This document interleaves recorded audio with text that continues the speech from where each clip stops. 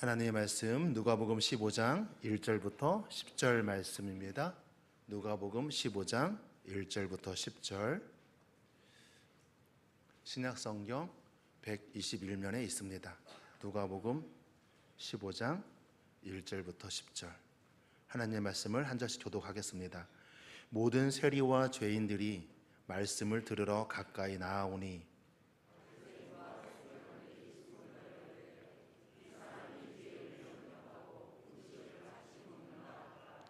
예수께서 그들에게 이 비유로 이르시되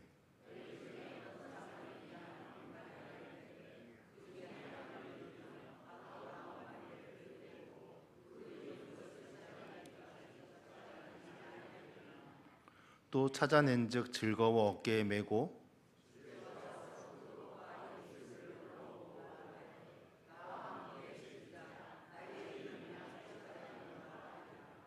내가 너희에게 이르노니 이와 같이 죄인 한 사람이 회개하면 하늘에서 회개할 것이 없는 의인 99으로 말미암아 기뻐하는 것보다 더 하리라.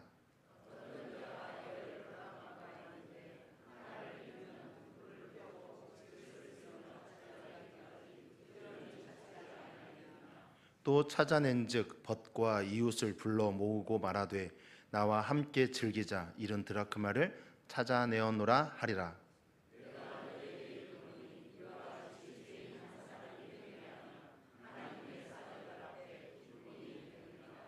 아멘. 한 주간 어떻게 지내셨습니까?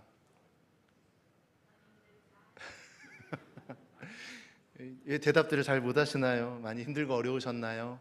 아니면 휴가를 보내시느라 많이 몸과 마음이 지치셨나요? 지난주 우리는 하나님의 구원의 초대가 우리에게 있다고 말씀을 나누었습니다. 추상적인 하나님의 나라가 아니라 구체적이고 실제적인 기쁨과 즐거움이 있는 나라, 그 영원한 나라를 우리는 기대하고 소망하는 말씀을 함께 나누었습니다. 다시 말하면 죽어서 가는 나라가 아니라 어떤 나라죠? 내가 지금 예수님과 함께 동행함으로 말미암아 살아가는 기쁜 나라, 그 나라가 바로 천국이다라고 함께 말씀을 나누고 그 나라에 사는 백성으로 풍성해지기를 기도했습니다. 좌우로 한번 이렇게 인사 나누실까요? 여기가 천국입니다. 서로 인사하시는 모습들을 보니까요, 글쎄요 목사님, 왼수 같은 사람이 옆에 있는데 왜 천국이라고 말씀하시는지 모르겠습니다 하시는 분들이 계시는 것 같은데, 하나님이 우리를 다스리시면 우리가 천국이고요, 하나님이 다스리시는 곳, 그곳이 천국이니 바로 이곳을 다스리고 계시다면 여기가 어디라고요? 천국인 것이죠. 아멘. 그와 같이 천국을 살아갈 수 있는 저와 여러분 되시기를 간절히 소망합니다. 아멘.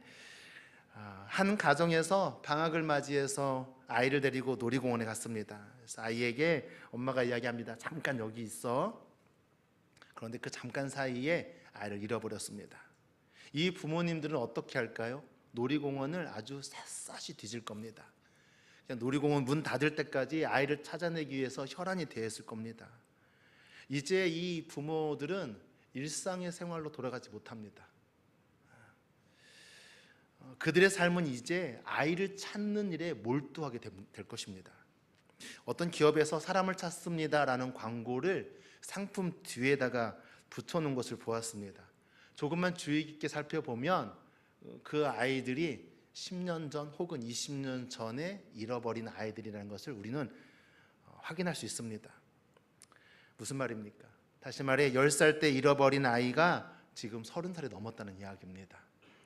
그 상품 뒤에 붙어있는 그 어린 사진으로는 절대 그 사람을 찾을 수 없습니다.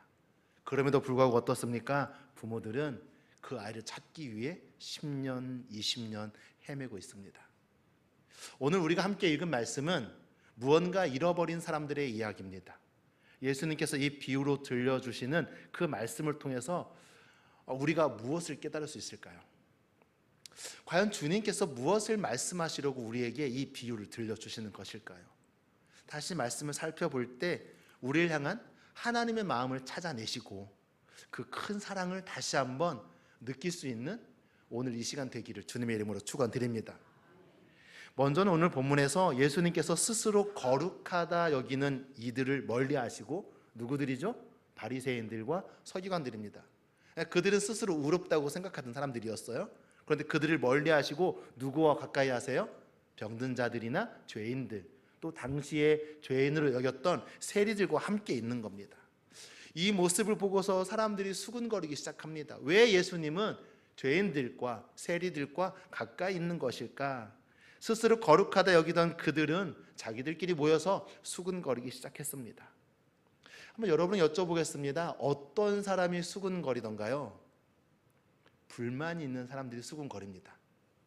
떳떳하게 말하지 못하고 뒤에서 이렇대 이런다니까 라고 끼리끼리 모여서 이야기합니다. 무언가 못마땅한 것이 있는 사람들이 수군거리는 것이죠. 수군거린다는 것은 남의 험담을 뒤에서 말하는 것입니다. 그들이 왜 수군거렸을까요? 그들이 왜 예수님의 험담을 뒤에서 나누었을까요? 결국 수군거리는 사람들은요, 그 속에 무언가 캥기는 게 있는 사람들입니다. 예수님의 말씀이 자신들의 양심의 거리낌이 되었던 거예요. 그들이 왜 모르겠습니까? 어둠에 빛이 오면 어둠이 빛을 알아차립니까? 못 알아차립니까? 어둠에 빛이 오자마자 순식간에 어둠을 밝혀버리기 때문에 어둠은 빛을 정확히 알 수 있습니다. 바리새인들과 서기관들은 우매한 백성들은 속일 수 있었지만 자신들은 속일 수 없었습니다. 자신의 가르침에는 형식만 남아있고 진심이 없었으며 무엇보다 피 끓는 열정이 없다는 것을 누가 알고 있어요? 자신들은 알고 있어요.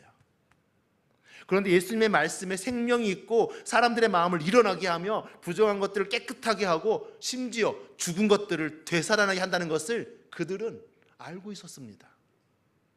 모를 수가 없죠. 말씀을 늘 가까이 하고 말씀 앞에 머물러 있던 그들은 예수님을 보자마자 그 가르침에 놀랄 수밖에 없었고 그 진리의 선포에 당황할 수밖에 없었습니다. 오스트리아 왕국에 천재 피아니스트가 등장을 했습니다. 왕궁의 음악가인 안토니오 살리에리는 한눈에 알아봤습니다.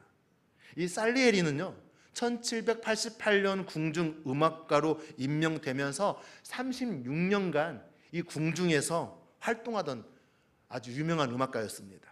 이탈리아 출신임에도 불구하고 오스트리아에서 60년 이상 대중들에게 큰 사랑을 받았고 가장 위대한 음악가로 인정받는 사람이었습니다. 혜성같이 등장한 모차르트가 감히 넘볼 수 없는 사람이었습니다. 하지만 이 살리에리가 모차르트의 연주를 듣자마자 알 수 있었어요. 이 아이는 천재다. 그의 천재성을 모를 수가 없습니다. 살리에리는 모차르트의 등장이 자신에게 위협이 된다고 생각을 했어요. 모차르트가 사라져야만 자신의 지위와 명성이 유지될 것이라고 여겼습니다. 그래서 그는 모차르트가 죽을 때까지 그를 비난하고 비판하며 질투했습니다. 바리새인들과 서기관들도 마찬가지입니다. 예수님을 보자마자 알았어요. 저분이 전하는 말씀은 특별한 말씀이다. 예수님의 가르침이 얼마나 놀랍고 얼마나 깊이가 있는지 놀라지 않을 수가 없었습니다. 그래서 예수님의 가르침이 더 이상 선포되지 않기를 원했어요. 백성들이 예수님의 말씀을 듣지 못하게 하려고 방해하고 틈만 나면 그를 비난하고 조롱했어요. 사랑하는 성도 여러분, 누군가 여러분의 뒤에서 수군거리고 있습니까? 앞에 나설 용기가 없어서 뒤에서 수군거리고 있는 겁니다. 걱정하지 마십시오. 그 말에는요, 힘이 없어요. 그 소문에는 생명이 없습니다. 그러니 두려워할 필요가 없습니다. 그들도 우리를 알아보는 거예요. 우리가 말씀 가운데 있는 존재인 것을, 우리가 하나님의 사랑 가운데 살아가는 빛인 것을 알아차린 거예요. 믿음의 용사라는 것을 알고서 자꾸 우리를 공격하고 넘어뜨리고 무너뜨리려고 하는 겁니다. 자, 그렇다면 우리가 할 일은 무엇일까요? 우리가 할 일은 생명 되시는 예수님만 바라보는 것입니다. 사랑하는 성도 여러분, 더 담대하게 예수 그리스도를 바라보며 그 말씀을 증거하는 용사가 되시기를 주님의 이름으로 축원드립니다. 지금 당장에는 어떤 결과가 나타나지 않아도 하나님을 의지하는 것이 지혜이며 용기이며 믿음입니다. 그러니 힘을 내십시오. 아무리 그들이 뒤에서 수군거리고 조롱해도 예수님은 누구십니까? 하나님의 아들이십니다. 그들이 아무리 비난해도 예수님은 생명이십니다. 그 생명 대신 예수님과 동행하는 저와 여러분 되어지고, 어떤 소문과 어떤 수군거림과 어떤 조롱과 비난 속에서도 담대하게 그 사랑을 보여줄 수 있는 거룩한 성도 되시기를 축원드립니다. 이제 예수님은 그런 바리새인들과 서기관들을 향해서 한 가지 비유를 말씀해 주십니다. 언제나 예수님의 행동은 이 바리새인과 서기관들에게 이야기거리가 됐어요. 오늘 예수님은 그들의 마음을 아시고 생각을 아시고 양의 비유와 잃어버린 드라크마 비유를 말씀해 주세요. 그리고 말씀하시기를 너희들이 비난하고 조롱하는 죄인들을 내가 찾으러 왔다라고 말씀하고 계시는 겁니다. 그것이 얼마나 가치 있는 일이며 얼마나 큰 기쁨인지를 알려주고 있어요. 이것이 예수님의 사명입니다. 잃어버린 자를 찾는 것이 예수님께서 이 세상에 오신 이유인 것이죠. 예수님은 말씀하십니다. 양 100마리 중에 한 마리를 잃어버린 목자가 99마리는 들판에 내버려 두고 한 마리를 찾아갈 것이다. 냉정하게 생각해 보면 99마리를 그대로 울타리에 놔두고 이 들판에 놔두고 한 마리를 찾으러 가는 일은 비효율적인 일입니다. 이 양 찾으러 갔다가 99마리가 늑대떼의 공격을 당하면 어떻게 될까요? 도적대가 이 99마리 중에서 몇 마리를 훔쳐가면 어떻게 될까요? 한 마리 찾아내겠다고 이 99마리를 잃어버리는 것, 이것은 어쩌면 비효율적인 일일 수 있습니다. 합리적인 일이 아니라고 말할 수도 있습니다. 그런데 우린 여기서 하나님의 사랑을 좀 경험하기를 소망합니다. 우리를 향하신 하나님의 그 간절한 사랑, 얼마나 애타셨는지를 좀 바라볼 수 있기를 원합니다. 목자가 한 마리의 양을 찾아 나섭니다. 목자에게 양은 단순히 경제적인 이득의 문제가 아니에요. 애정의 문제예요. 얼마나 사랑하는 양인지, 얼마나 아름답게 지키고 싶은 양인지. 목자가 잃어버린 양을 찾을 때 행동을 보면 알 수 있습니다. 그가 어떻게 합니까? 어깨에 메고 기뻐하며 사람들을 불러 모아 함께 기뻐하자라고 말합니다. 그들을 초대하며 즐겁게 시간을 보내자 말합니다. 그에게 잃어버린 양이 어떤 존재입니까? 이와 같이 잔치를 베풀 만큼 기쁜 존재인 것이죠. 예수님은 이 비유를 해석하시며 말씀하십니다. 죄인 한 사람이 회개하면 하늘에서 회개할 것이 없는 의인 99명의 구원보다 더 큰 기쁨이다. 의인 99명이 기쁨이 아니란 말이 아니에요. 그들보다 더 큰 기쁨이다라고 말씀하고 있는 겁니다. 바리새인과 서기관들은 자신들이 의인이라고 자부하면서 예수님이 죄인들과 교제하시는 것에 대해서 비판했습니다. 예수님은 하나님의 나라에서 스스로 의인이라고 주장하며 회개하지 않는 바리새인들보다, 교만한 서기관들보다 회개한 세리들과 죄인들이 더 귀하다 말씀해주고 있는 겁니다. 사랑하는 성도 여러분, 이 말씀을 우리가 묵상하며 우리의 마음에 새기며 우리는 이렇게 생각할 수 있어요. 아, 목사님 맞습니다. 잃어버린 양이 회개할 때 기뻐하시죠. 하지만 저는 잃어버린 양이 아니에요. 오늘 또 주일날 교회 나왔잖아요. 그런 이 말씀은 나하고는 상관없는 말씀이겠네요. 내가 교회도 안 나오고 잃어버린 양처럼 됐을 때 하나님이 찾으신다는 말씀이니까 저는 잃어버린 양 아닙니다. 이 말씀은요, 주님이 잃어버린 양을 향한 마음이 얼마나 뜨거운지를 말씀하고 있는 거예요. 왜 우리에게 그 마음이 뜨겁다고 말씀하실까요? 왜 우리에게 그 잃어버린 양이 간절하다고 말씀하실까요? 그 마음이 우리 가운데 있기를 원하시는 거예요. 사랑하는 성도 여러분, 우리가 잃어버린 양은 누구입니까? 우리가 찾아야 할 양은 누구입니까? 나하고는 상관없다고 생각하십니까? 하나님의 관심이, 예수님의 관심이 잃어버린 양에게 있습니다. 그렇다면 저와 여러분이 하나님의 마음을 알아 예수님의 시선이 고정되어 있는 잃어버린 양에게 집중될 수 있기를 간절히 축원드립니다. 누군가에게 남편일 수 있습니다. 아내일 수 있습니다. 자녀일 수 있습니다. 내 이웃이고 친척일 수 있습니다. 그 영혼을 찾아 주님과 함께 나서는 저와 여러분 되시기를 주님의 이름으로 축원드립니다. 99는 안전해요. 하지만 하나는 불안합니다. 예수님처럼 이제 저와 여러분이 불안해하는 그 하나를 찾아 헤매는 거룩한 성도가 되시기를 간절히 소망합니다. 이것이 우리 교회의 사명입니다. 이것이 우리를 화정교회로 부르신 이유입니다. 아파하는 이들을 만나야 할 것이고 연약한 이들을 찾아가야 할 것이고 지난주에 나누었던 것처럼 소외받은 자들을 위로해야 할 것입니다. 물론 쉬운 일이 아닙니다. 어려운 일이에요. 자존심이 상하기도 하고요, 두렵기도 하고 염려가 되기도 합니다. 양을 찾으러 가는 목자는 어떻겠습니까? 골짜기에서 미끄러지기도 할 겁니다. 낭떠러지로 구르기도 할 것입니다. 밤 늦게까지 헤매다가 늑대를 만날 수도 있을 것입니다. 이런 양을 찾는 것은 결코 쉬운 일이 아니에요. 우리 주님은 우리에게 그 쉬운 일을 말씀하고 있는 게 아닙니다. 아주 어려운 일을 부탁하고 있어요. 하지만 이 어려운 일을 우리 혼자 하지 않습니다. 사랑하는 성도 여러분, 우리 주님과 함께 이 일을 감당해 나가며 한 영혼을 기뻐하시는 그 마음이 내 안에 새겨져서 그 영혼을 찾아 헤매는 저와 여러분 되시기를 주님의 이름으로 축원드립니다. 우리는 안전합니다. 그러나 불안한, 염려가 많은, 안타까운 그들에게 손을 내밀어 보십시다. 그리고 그 양을 찾아서 하나님이 기뻐하시며 춤추시는 그 모습을 상상하며 그 기쁨의 자리에 함께 나아갈 수 있는 저와 여러분 되시기를 주님의 이름으로 축원드립니다. 예수님은 이어서 10드라크마 중 한 드라크마를 잃어버려서 열심히 찾는 여인의 비유를 말씀하십니다. 여인을 그것을 찾은 후에 사람들을 불러서 잔치를 열었다고 합니다. 경제적 손해 아닙니까? 동전 하나 잃어버렸는데, 예를 들자면 100원짜리 하나 잃어버렸는데 그 100원짜리를 찾았다고 와 친구를 불러서 야 밥이나 먹으러 가자, 너무나 기뻐하고 그 친구 밥값을 10,000원, 20,000원 썼다 보십시오. 그러면 100원짜리 하나 때문에 10,000원, 20,000원을 잃어버린 겁니다. 오히려 경제적으로 비효율적이죠. 여기서 말하는 드라크마, 10드라크마는 이스라엘 사회에서 남자가 한 여인을 사랑하여 결혼하게 되면 이 드라크마 동전 10개를 꿰어서 목걸이를 만들어줍니다. 그리고 그 여인에게 걸어주죠.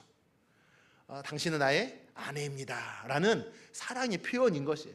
그 드라크마로 만든 동전 중에 하나가 빠져버렸어요. 그럼 이 목걸이가 완전한 목걸이입니까?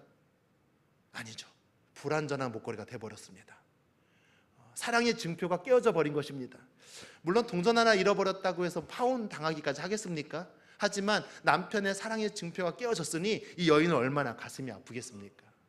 결혼 예물인 그 목걸이를 볼 때마다 그래, 남편이 나에게 만들어준 목걸이지, 나를 사랑하는 남편의 사랑을 다시 한번 추억해보고 기억해보고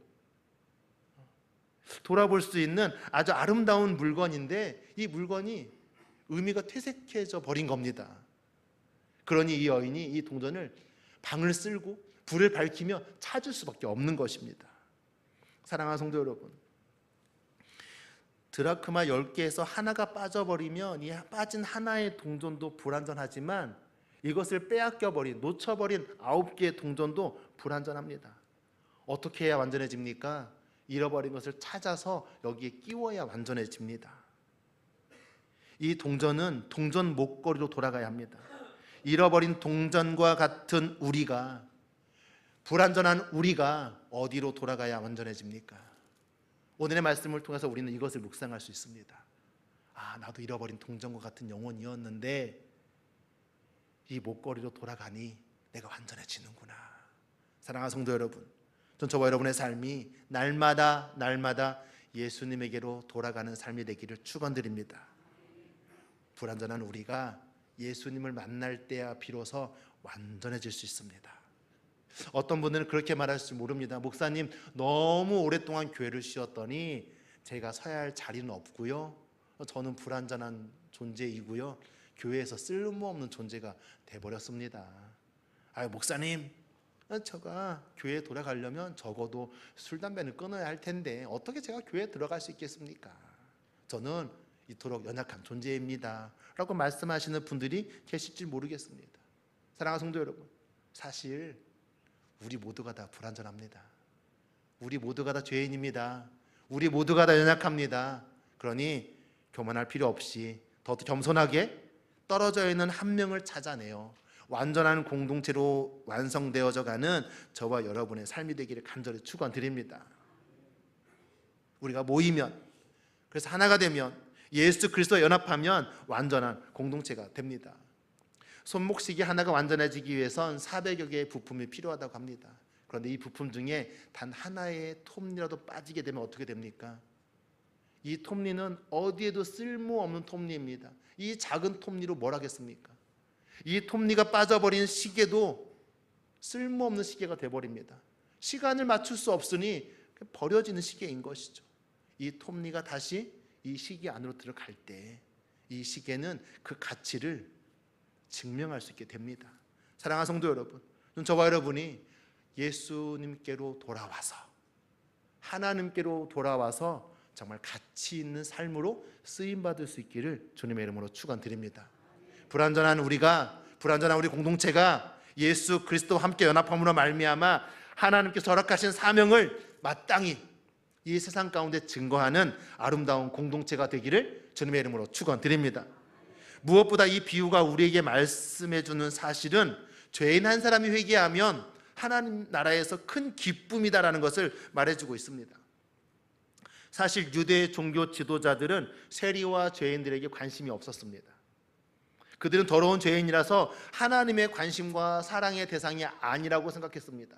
하나님이 사랑하시고 관심 갖는 자들은 율법을 완전히 지키는 자들이고 언제나 말씀 앞에 서 있는 자들, 즉 바리새인들과 서기관들이라고 생각했습니다.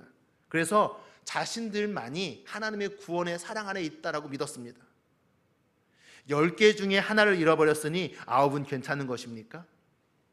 10개의 드라크마가 있어야 결혼 예물로 받은 이 동전 목걸이는 그 가치를 발휘할 수 있습니다. 어떤 분은 그렇게 말씀하실지 모릅니다. 목사님, 그래도 우리 교회 성도님이 한 300여 명 되니까 한 명쯤 교회 떠나는 것은 아무것도 아니에요. 괜찮아요. 299명이 있잖아요. 아닙니다. 우리의 교회는 한 몸입니다. 한 영혼도 잃어버리지 않아야 합니다. 한 드라크마를 찾기 위해서 몸부림쳤던 이 여인처럼 저와 여러분이 떨어져 나간 그 영혼, 상처받은 그 영혼,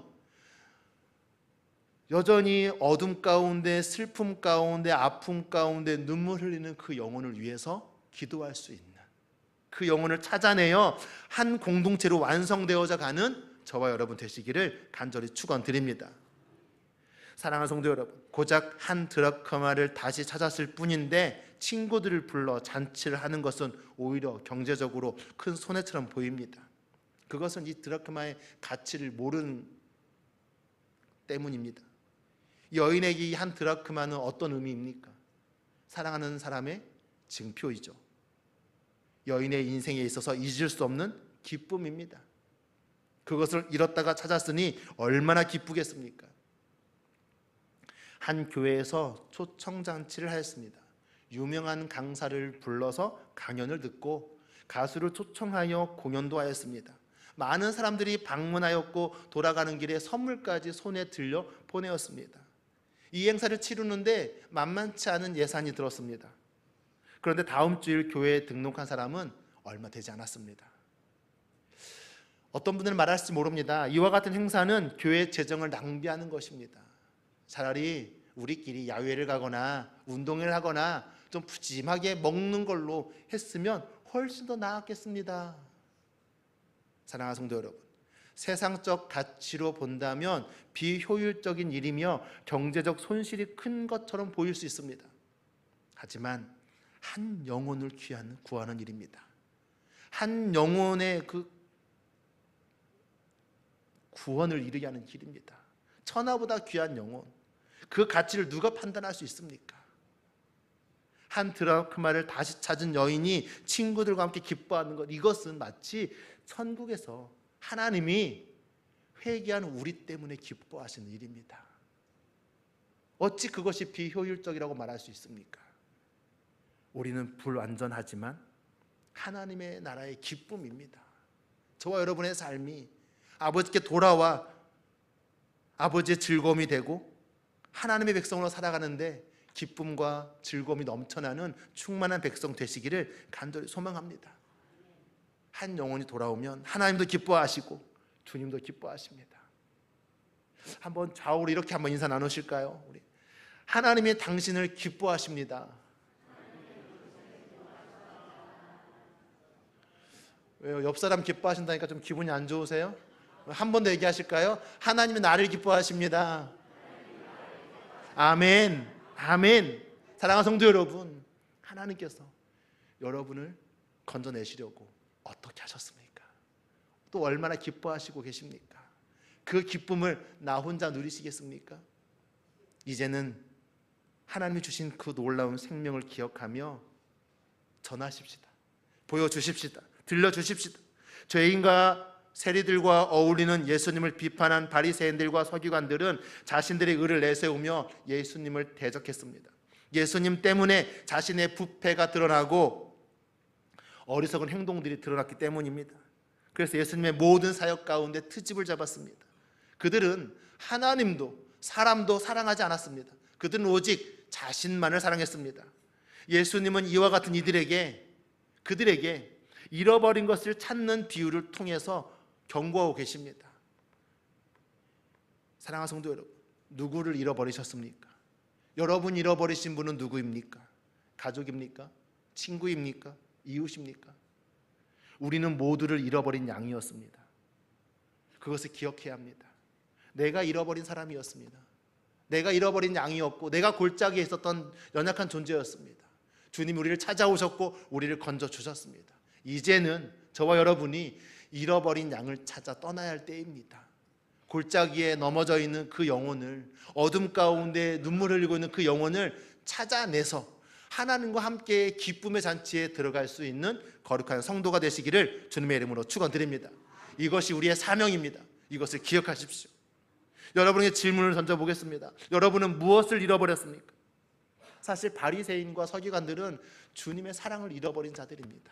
그들이 의인이라고 말했지만 그들에겐 진짜 기쁨이 없었습니다. 물론 우리는 완전한 자가 아닙니다. 우리는 불완전한 자입니다. 여전히 죄 가운데 있고 날마다 유혹 가운데 넘어지는 자들입니다. 그러나 기억하십시오. 우리가 날마다 회개하며 돌아갈 때 주님이 기뻐하십니다. 하나님이 춤추십니다. 이제 우리가 예수 그리스도와 연합하여 완전한 신부가 되었습니다.